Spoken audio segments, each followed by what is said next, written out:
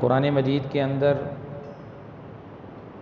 ظاہر کو پاک صاف رکھنے کا حکم بھی موجود ہے اور اپنے باطن کو پاک رکھنے کا حکم بھی موجود ہے۔ شریعت کی طرف سے دونوں حکم ضروری ہیں۔ ظاہری پاکیزگی کے لیے قرآن مجید میں طہارت کا لفظ استعمال ہوتا ہے۔ ان اللہ یحب التوابین و یحب المتطہرین۔ ظاہری پاکیزگی کے لیے لفظ طہارت آتا ہے۔ اس کے اوپر سابقہ بیان میں تفصیل سے گفتگو ہو چکی ہے کہ انسان کو چاہیے کہ وہ اپنے بدن کو، اپنے کپڑوں کو، اپنے لباس کو صاف ستھرا رکھنے کا اہتمام کرے۔ جیسا کہ ایک صحابی رسول اللہ صلی اللہ علیہ وسلم کی خدمت میں حاضر ہوئے، کہنے لگے یا رسول اللہ کہ میں نئے کپڑے پہنتا ہوں، مجھے شوق ہے، نیا جوتا پہنتا ہوں، نیا لباس استعمال کرتا ہوں، کیا یہ چیزیں تکبر کے اندر آتی ہیں؟ تو آپ صلی اللہ علیہ وسلم نے فرمایا ان اللہ جمیل، اللہ تعالیٰ خوبصورت ہے، یحب الجمال، خوبصورتی کو پسند فرماتے ہیں کہ انسان کپڑوں کے اعتبار سے بھی صاف ستھرا رہے، جسم کے اعتبار سے بھی صاف ستھرا ہو، کہ اچھا انسان بن کر زندگی گزارے۔ کہیں ایسا نہ ہو کہ اس کے جسم کی، کپڑوں کی یہ حالت ہو، یہ کسی مجلس میں جائے، مسجد میں نماز پڑھنے جائے، ساتھ والے کے لیے اس کے ساتھ کھڑا ہو کر نماز پڑھنی مشکل ہو جائے۔ آپ صلی اللہ علیہ وسلم کی احادیث میں کتنی تاکید موجود ہے۔ فرمایا جو جمعہ کی نماز کے لیے آئے تو فَلْيَغْتَسِلْ، غسل کر کے آئے، تاکہ اللہ کے گھر میں حاضر ہو رہا ہے۔ جب ہم کسی تقریب میں جاتے ہیں، کسی دعوت میں جاتے ہیں، کسی شادی میں جاتے ہیں، کس طرح اپنے آپ کو تیار کر کے، کس طرح اچھا لباس پہن کر غسل کر کے جاتے ہیں، تاکہ ظاہری لباس، ظاہری خوبصورتی ہماری نظر آئے، ہم اچھے انسان معاشرے کے اندر لگیں۔ اسی طرح جب یہ مسلمان اللہ سے محبت کرنے والا، اللہ کے عظیم الشان گھر میں حاضری کے لیے آئے تو اسے بھی ایسے ہی بن کر آنا چاہیے کہ اللہ کے گھر میں، اللہ کے سامنے حاضر ہونے لگا ہوں۔ تو اس طہارت اور پاکیزگی کی تاکید ہماری شریعت میں موجود ہے کہ ہمارا ظاہر پاک ہونا چاہیے۔ ہم اپنے ظاہر کو، اپنے جسم کو، اپنے لباس کو صاف ستھرا رکھنے کا اہتمام کریں۔ اور تفصیل سے بات بتا دی تھی کہ جسم کے اوپر کون سی صفائی ضروری اور فرض ہے، کون سی مستحب ہے، کون سی واجب ہے۔ تو اسی طرح شریعت کا دوسرا حکم وہ بھی پاکیزگی کے متعلق ہے، لیکن اس کا تعلق ظاہر سے نہیں ہے بلکہ باطن سے ہے۔ اس کے لیے قرآن نے جو لفظ استعمال کیا ہے وہ لفظ ازکا کا استعمال کیا ہے۔ دوسرے الفاظ میں آپ کہہ رہے ہیں تزکیہ، قد افلح من تزکا، کامیاب ہو گیا وہ جس نے اپنے آپ کو پاک کر لیا۔ قد افلح من زکاہا، وہ کامیاب ہے جس نے اپنے آپ کو پاکیزہ بنا لیا۔ وقد خاب من دساہا، جس نے اپنے اخلاق کو اچھا نہ کیا، اپنے اخلاق کو پاکیزہ نہ بنایا، وہ نامراد ہے۔ تو قرآن مجید میں کتنی آیات مبارکہ کے اندر اللہ رب العزت نے اپنے بندوں کو باطنی طور پہ پاکیزگی کا حکم ارشاد فرمایا اور اپنے اخلاق کو سنوارنے کا حکم ارشاد فرمایا کہ تمہارا لباس اور تمہارا بدن، تمہارا ظاہر خوبصورت بنے تو تمہارا دل بھی خوبصورت بنے، تمہارا دل بھی روشن ہونا چاہیے۔ جب تمہارا دل روشن ہوگا تو پھر تمہارے اخلاق اچھے ہوں، کیونکہ دل کو اللہ نے مرکز بنایا ہے سوچنے کا، خیالات کا، تصورات کا، دل مرکز ہے۔ انسان کوئی عمل کرنا چاہتا ہے، پہلے اس کے دل میں وہ خیال پیدا ہوتا ہے۔ آپ جمعہ کی نماز پڑھنے آئے، سب سے پہلے دل میں خیال پیدا ہوا کہ آج جمعہ کا دن ہے، میں نے غسل کرنا ہے، میں نے بر وقت مسجد میں جمعے کے لیے حاضر ہونا ہے، تو یہ دل کے اندر جب خیال پیدا ہوا تو پھر اس خیال کے مطابق جمعہ پڑھنے والے نے اس پر عمل شروع کیا۔ تو اللہ نے دل کے اندر باریک اور لطیف چیزیں پیدا فرمائیں جو ہمیں نظر نہیں آتی، جو دنیا کی کسی لیبارٹری میں چیک نہیں ہو سکتی، ان کا ٹیسٹ نہیں ہو سکتا۔ وہ باریک اور لطیف چیزیں دل کے اندر پیدا ہوتی ہیں۔ اگر یہ مسلمان اپنے دل کے اوپر محنت کر کے دل کو پاکیزہ بنانے کی کوشش کرتا ہے تو اس کے دل میں پیدا ہونے والے خیالات اچھے خیالات پیدا ہوتے ہیں، اور پھر ان کا ظہور ہمارے اعضاء سے ہوتا ہے۔ دل کے اندر پاکیزگی ہے، دل کے اندر تزکیہ ہے، دل پاک اور صاف ہے تو ہماری آنکھیں بھی انشاءاللہ پاک رہیں گی، ہمارے ہاتھ بھی پاک رہیں گے، ہمارا پیٹ بھی پاک رہے گا، ہمارے پاؤں بھی پاکیزہ قدم اٹھائیں گے، ہماری زبان بھی پاکیزہ بولے گی، ہمارے کان بھی پاکیزہ سنیں گے، غلط نہیں سنیں گے، غلط نہیں آنکھیں دیکھیں گی۔ کیوں؟ اگر یہ غلط نظر اٹھے گی، اگر غلط بول دے گا، اگر غلط سن لے گا تو اس کی طبیعت میں بے سکونی پیدا ہو جائے گی، اس کی طبیعت میں چین اور اطمینان پیدا نہیں ہوگا، جو علامت ہے کہ اس کا دل ماشاءاللہ صاف ہے، اس کے دل میں پاکیزگی ہے۔ رسول اللہ صلی اللہ علیہ وسلم کا ارشاد میں نے آپ کے سامنے پڑھا، الا ان فی الجسد مضغہ، لوگو سنو، اللہ نے تمہارے دل میں ایک ٹکڑا پیدا کیا ہے، تمہارے جسم میں ایک ٹکڑا پیدا کیا ہے، اسے کہتے کیا ہیں؟ دل۔ اذا صلحت صلح الجسد کلہ، رسول اللہ کا فرمان ہے اگر یہ چھوٹا سا ٹکڑا درست ہو جائے، تندرست ہو جائے، پاکیزہ ہو جائے تو تمہارا سارا بدن پاکیزہ ہو جائے۔ اذا صلحت صلح الجسد کلہ، اگر دل کے اوپر ایسی محنت ہو چکی ہے تو دل کے پاک ہونے سے تمہارے اخلاق پاک ہو جائیں گے، تمہاری آنکھیں پاک ہو جائیں گی، تمہارے کان پاک ہو جائیں گے، تمہاری زبان پاک ہو جائے گی۔ وَإِذَا فَسَدَتْ فَسَدَ الْجَسَدُ كُلُّ، اگر تمہارے جسم میں جو ایک ٹکڑا موجود ہے وہ خراب ہو گیا، وہ بیمار ہو گیا، اسے امراض لگ گئیں، روحانی امراض کا شکار ہو گیا تو سمجھ لو دل برباد ہو گیا۔ وَإِذَا فَسَدَتْ فَسَدَ الْجَسَدُ كُلُّ، سارا بدن تمہارا خراب ہے۔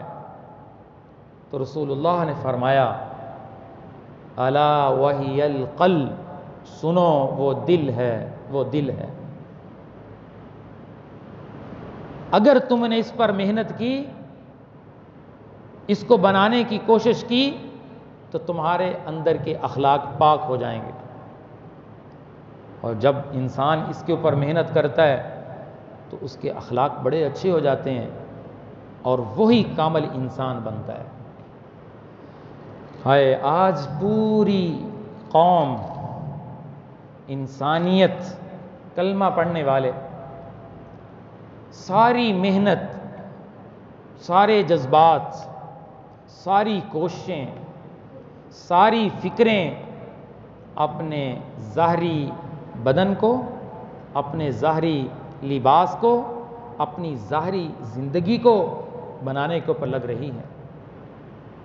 پورا زندگی کا جو پروگرام ہے اس پروگرام کے اندر باطن کے اوپر محنت کرنے کا پروگرام شامل نہیں ہے۔ بس انسان ظاہر کے اعتبار سے خوبصورت بننا چاہتا ہے، بڑی بڑی دکانیں اور جنرل سٹور بھرے پڑے ہیں، اور لوگوں کو دیکھو گھروں کے اندر اپنے چہرے کو خوبصورت بنانے کے لیے کیا کچھ نہیں لا کر رکھتے، کتنی محنت کرتے ہیں۔ ذرا یہ حجام کی دکان پر چلا کر دیکھیں، ہمارے آج کے نوجوان اپنی شکل کو خوبصورت بنانے کے لیے کہ لوگوں کے سامنے ہم اچھے لگیں کتنا خرچ کرتے ہیں، کتنی محنت کرتے ہیں۔ تو کیا آج کے نوجوان نے کبھی سوچا ہے کہ میرا دل بھی روشن ہے یا نہیں؟ دل بھی پاک ہے یا نہیں؟ کیا میں اس سیاہ دل کے ساتھ، کیا اس غلاظت بھرے دل کے ساتھ مسجد میں حاضر ہو کر اللہ کے سامنے کھڑا ہوتا ہوں؟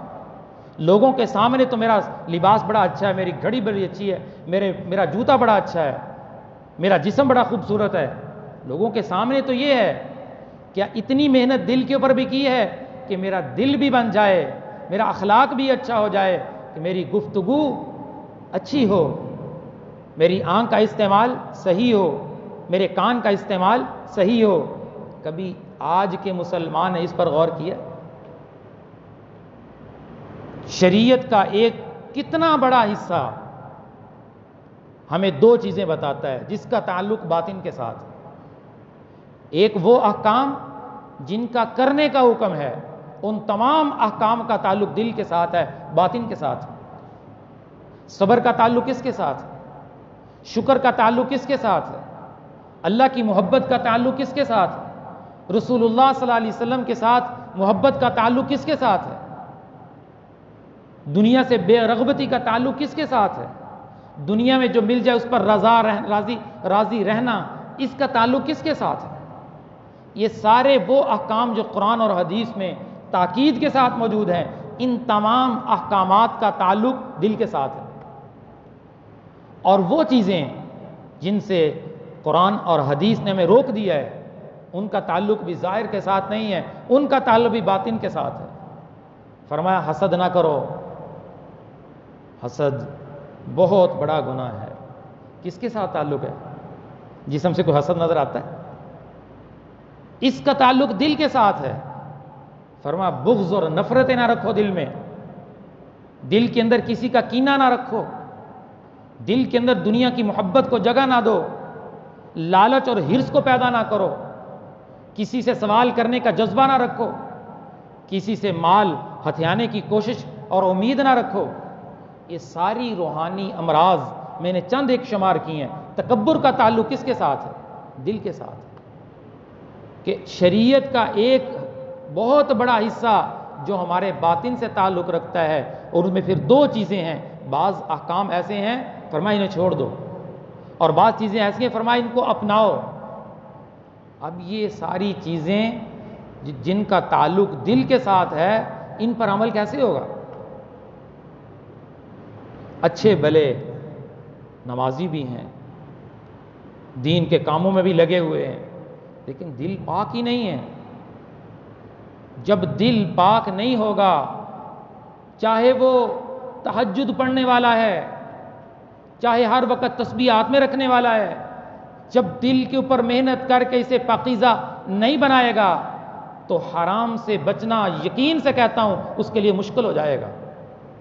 اپنی نظر کو جھکانا اس کے لیے مشکل ہو جائے گا، اپنی زبان کو غیبت اور چغلی اور جھوٹ سے روکنا اس کے لیے مشکل ہو جائے گا، حرام سے رکنا اس کے لیے مشکل ہو جائے گا، سچی تجارت کرنا اس کے لیے مشکل ہو جائے گا، اپنی ڈیوٹی کے فرائض کو صحیح طور پر ادا کرنا اس کے لیے مشکل ہو جائے گا۔ وہ سارے کاموں میں ڈنڈی مارے گا۔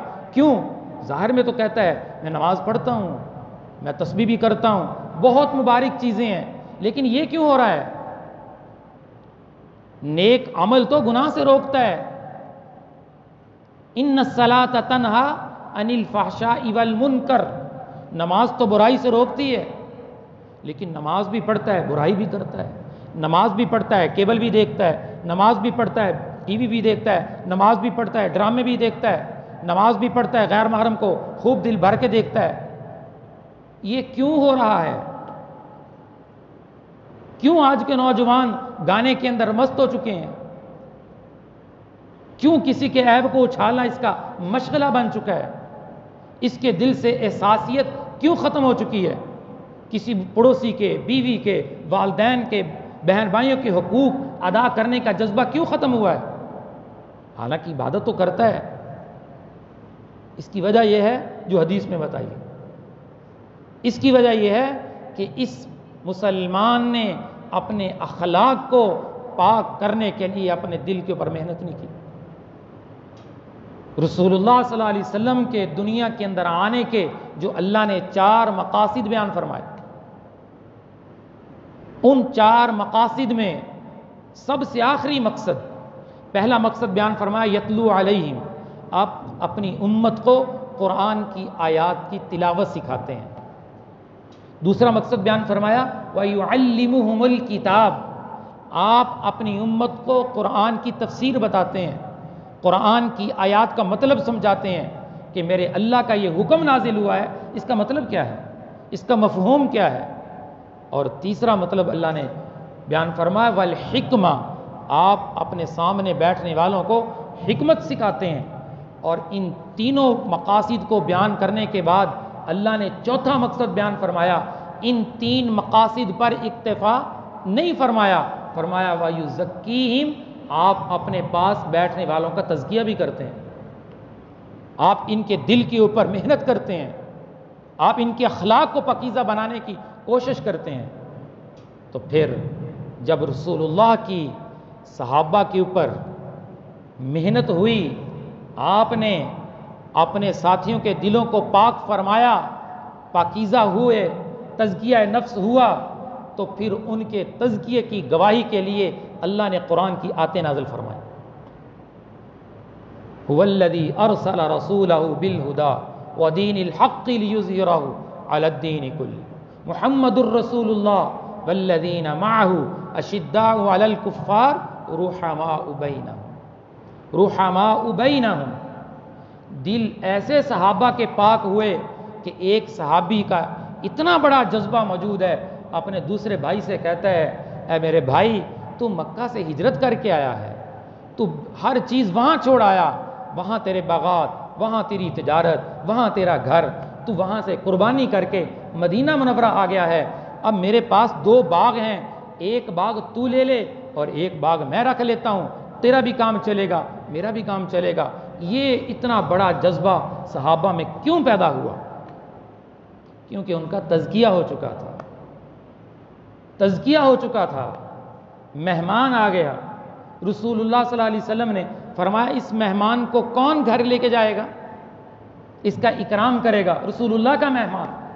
صحابی کھڑے ہو گئے، یا رسول اللہ میں حاضر ہوں۔ گھر لے گئے، بیوی سے پوچھا کھانے کو کچھ ہے؟ اس نے کہا بچوں کے لیے ہے، بس اتنا کہ جتنے ہمارے بچے کھا سکتے ہیں، وہ تو بلک رہے ہیں، رو رہے ہیں کہ کھانا تیار ہو رہا ہے، بس اتنا ہے۔ اس نے کہا بچوں کو کسی طریقے سے سلاؤ، رسول اللہ کا مہمان ہے، اس کا اکرام کرنا ہے، اور اتنا کی ہے جتنا ایک شخص کھا سکتا ہے۔ تو آپ جب کھانا لگا دینا، کسی طریقے سے چراغ کو بجھا دینا، میں ان کے سامنے بیٹھ جاؤں گا، انہیں پتہ نہیں چلے گا ساتھ میں کھا رہا ہوں یا نہیں کھا رہا۔ بیوی نے ایسے ہی کیا، مہمان نے خوب سیر ہو کر کھایا، صحابی ساتھ بیٹھے رہے، اور صبح جب فجر کی نماز رسول اللہ صلی اللہ علیہ وسلم کے پیچھے جا کر پڑھی اور فجر کی نماز پڑھ کے فارغ ہوئے، رسول اللہ نے بلایا، فرمایا تیری شان میں تو قرآن نازل ہو چکا ہے۔ وَيُؤْثِرُونَ عَلَىٰ أَنفُسِهِمْ وَلَوْ كَانَ بِهِمْ خَصَاصَةٌ۔ کیسے صحابہ ہیں جو ایک دوسرے پر ترجیح دیتے ہیں، اپنے آپ پر دوسرے کو ترجیح دیتے ہیں، دوسرے کو آگے کرنے کی کوشش کرتے ہیں، دوسرے کی عزت کو بڑھانے کی کوشش کرتے ہیں، دوسرے کو کا استقبال کرتے ہیں۔ قرآن اس صحابی کی آیت شان میں نازل ہو گیا، اللہ نے آسمان سے گواہی دی۔ کیوں یہ جذبات کیوں تھے؟ یہ جذبے کیوں تھے؟ یہ جذبات اس لیے ابھرتے تھے کہ ان کا دل پاک تھا، ان کا دل پاکیزہ تھا۔ جب دل پاک ہوگا، دل کے اندر رحم ہوگا، اور اللہ کی مخلوق پر شفقت کرنے کے جذبات پیدا ہوں گے۔ جب تک اللہ کی مخلوق پر شفقت کے جذبات پیدا نہیں ہوتے، اس دل کے اندر سختی ہے، اس دل کے اندر اللہ کی محبت زندگی بھر نہیں اتر سکتی، اس کا تعلق اللہ کی ذات سے نہیں جڑ سکتا جب تک اس کے دل کی قساوت، اس کے دل کی سختی ختم نہیں ہو جاتی۔ اور جب دل سخت ہوتا ہے، وہ انسان کامل انسان بھی نہیں رہتا، وہ درندہ بن جاتا ہے، وہ کام کرتا ہے جو درندہ بھی نہیں کر سکتا۔ حضرت مولانا احمد علی لاہوری رحمۃ اللہ علیہ فرمایا کرتے تھے کہ جب انسان کا تعلق اللہ کی ذات عالی سے نہیں ہوتا، جب اس کے اخلاق اچھے نہیں ہوتے، تو یہ انسان موذی درندے سے زیادہ خطرناک ہے، زیادہ خطرناک ہے۔ کوئی جانور بھی اپنے بچوں کو تکلیف میں دیکھ نہیں سکتا۔ آپ چڑیا کے گھونسلے کو کبھی اس کے قریب جا کر تو دیکھیں، کیسے بولتی ہے، کیسے شور مچاتی ہے، اس کو اپنے بچوں سے پیار ہے۔ لیکن آج کا یہ انسان جس نے آج میڈیا کے اندر ہم آئے دن سنتے رہتے ہیں، 3 معصوم بیٹیوں کو اٹھایا اسکول ٹیچر، نہر میں پھینک دیا۔ لوگوں نے پوچھا آپ نے اتنی بڑی حرکت کیوں کی؟ کہنے لگا میرے پاس بیٹیوں کو کھلانے کے لیے نہیں تھا، کچھ نہیں تھا۔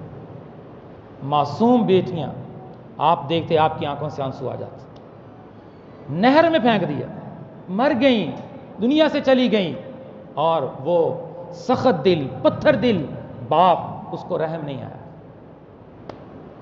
یہ زمانہ جاہلیت کی باتیں، رسول اللہ کی آمد سے پہلے یہ کام ہوا کرتے تھے، لیکن آج کا کلمہ گو کیوں ہو رہے یہ کام؟ کیوں آج کا مسلمان درندہ بن چکا ہے؟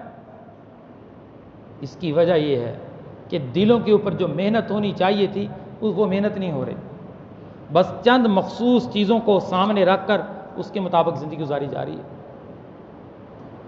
دل پاک نہیں، جب دل پاک نہیں تو تجارت میں ڈنڈی ضرور مارے گا، جھوٹ ضرور بولے گا، اپنی چیز کو بیچنے کے لیے قسم بھی جھوٹی اٹھا لے گا۔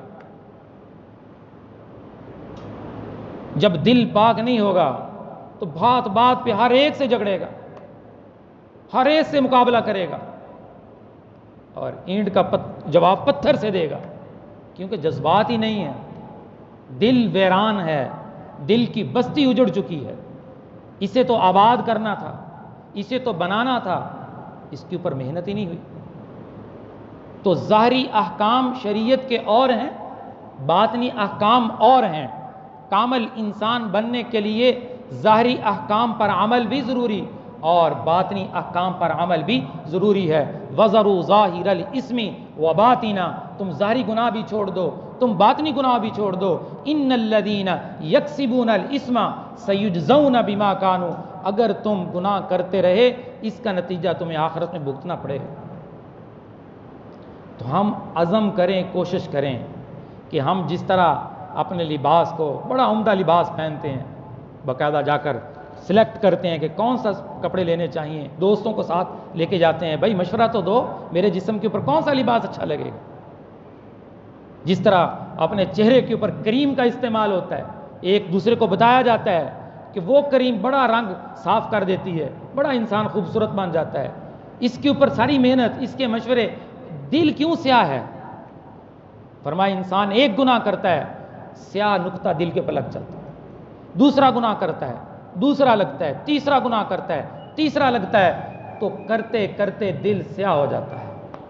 جب دل سیاہ ہوتا ہے پھر حلال اور حرام کی تمیز ختم ہو جاتی ہے، پھر جائز اور ناجائز کی تمیز ختم ہو جاتی ہے، پھر حیا اور بے حیائی کی تمیز ختم ہو جاتی ہے، پھر سچ اور جھوٹ ختم ہو جاتا ہے، کیونکہ دل سیاہ ہو چکا ہے۔ پھر دین کی بات سننے کو دل نہیں کرتا، پھر ذکر کی مجلس میں بیٹھنے کو دل نہیں کرتا، پھر قرآن کھولنے کو دل ہی نہیں چاہتا، کہ پورا دن گزر جاتا ہے ایک مرتبہ بھی اسے قرآن کھولنا نصیب نہیں ہوتا، پورا ہفتہ گزر جاتا ہے اسے مسجد میں آنا نصیب ہی نہیں ہوتا، جمعے کے دن حاضری لگوانے آتا ہے تاکہ پتہ چل جائے کہ میں مسلمان ہوں۔ یہ اپنے اوپر ظلم کر رہا ہے، یہ اپنے ساتھ بہت بڑا ظلم کر رہا ہے۔ اگرچہ میری بات سمجھ میں نہیں آئے گی، میری باتیں ساری مرنے کے بعد سمجھ میں آئیں گی کہ آگے والا منظر بڑا سخت ہے، بڑا سخت ہے۔ اب ماں کے پیٹ کے اندر بچہ ہے، تخلیق ہو رہی ہے، 4 مہینے کے بعد اس کے اندر روح پیدا ہو جاتی ہے۔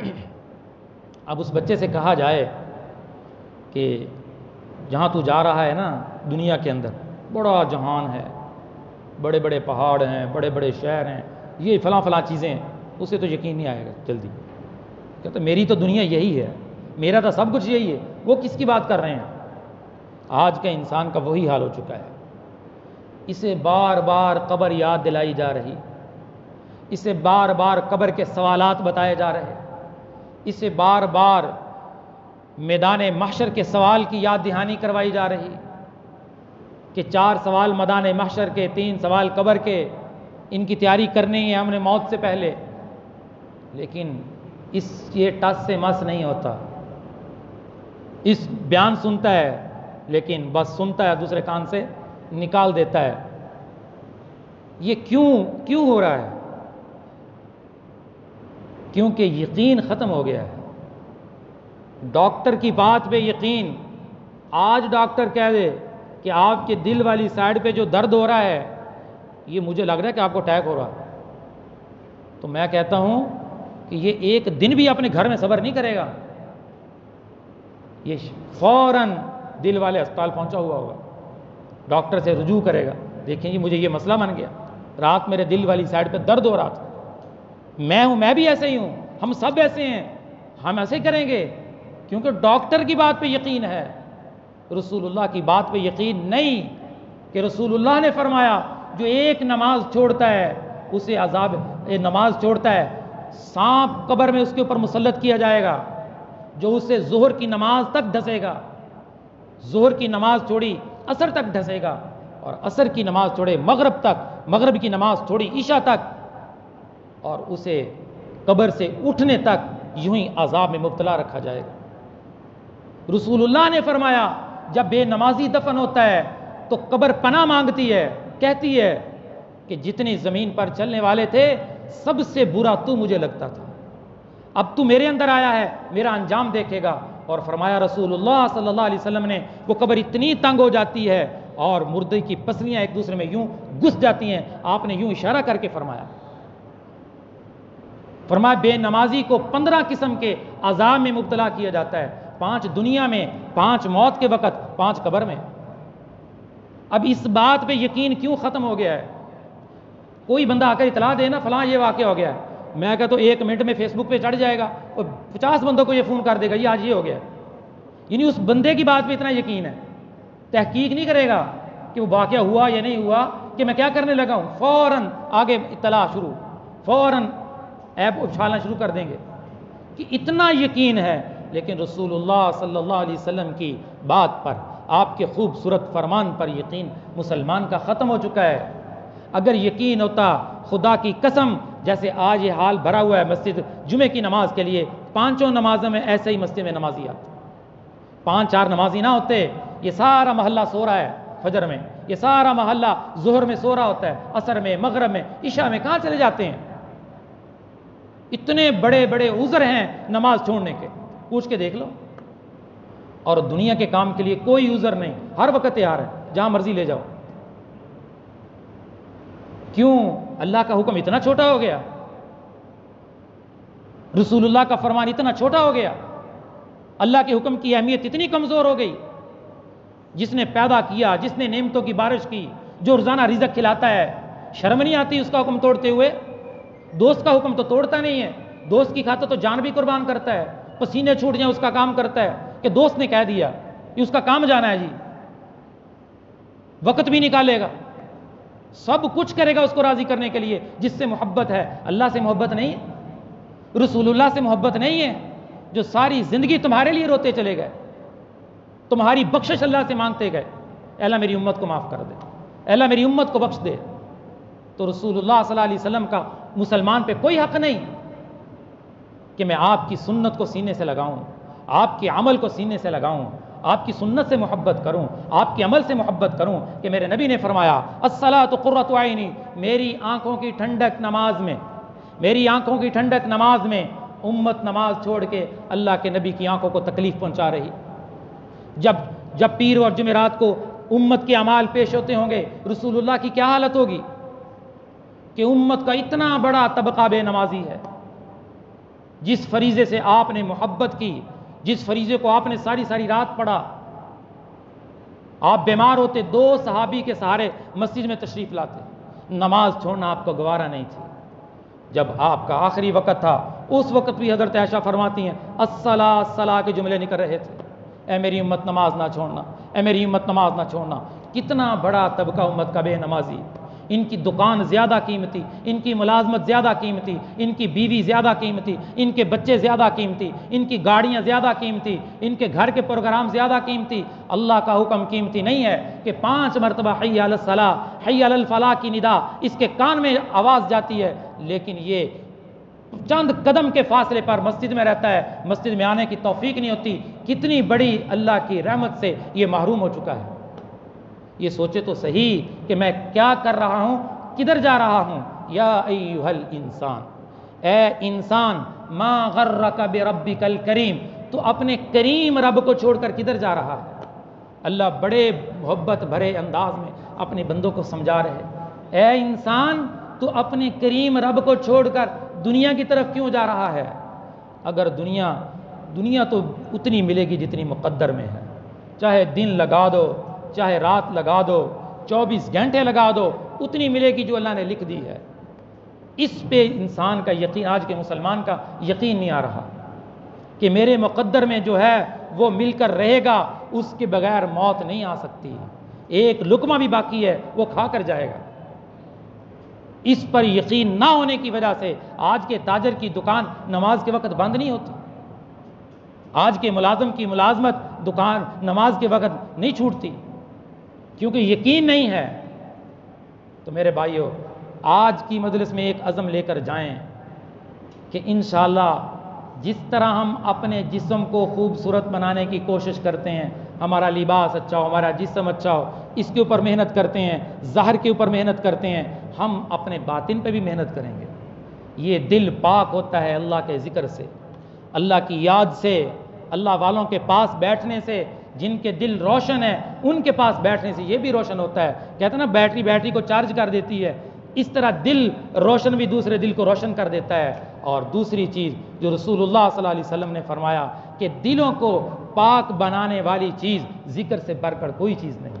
اللہ کی یاد، اللہ کا ذکر، یہ سب سے اونچی اور بڑی چیز ہے جو دل کو پاک اور صاف بناتی ہے۔ اسی لیے ہم ہر پیر کو یہاں پہ اصلاحی مجلس منعقد کرتے ہیں کہ اصلاحی بیان ہوتا ہے، اس کے بعد اللہ کا ذکر ہوتا ہے تاکہ قلوب ہمارے اللہ کے ذکر سے پاک صاف ہو جائیں۔ رسول اللہ صلی اللہ علیہ وسلم نے فرمایا کہ لوگوں سے ملنے کی وجہ سے میرے دل کے اوپر غبار سا چھا جاتا ہے، میں اس کو صاف کرنے کے لیے اللہ کا ذکر کرتا ہوں، استغفار کرتا ہوں۔ جب رسول اللہ فرما رہے کہ لوگوں سے ملنے سے میرے دل پہ غبار آ جاتا ہے، تو آج کا مسلمان کو ضرورت نہیں ہے کہ میں اپنے دل کو صاف کرنے کی۔